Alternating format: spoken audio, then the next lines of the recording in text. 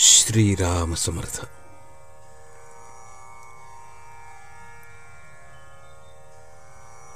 दास विषयाचा झाला, सुख समाधानाला आचवला.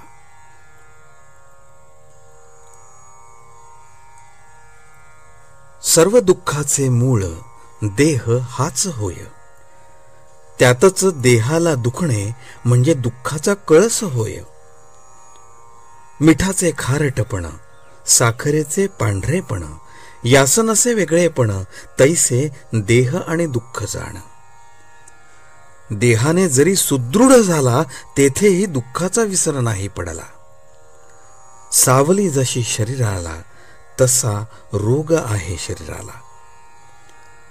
रामकृष्णादिक अवतार झाले, परी देहाने नाही उरले.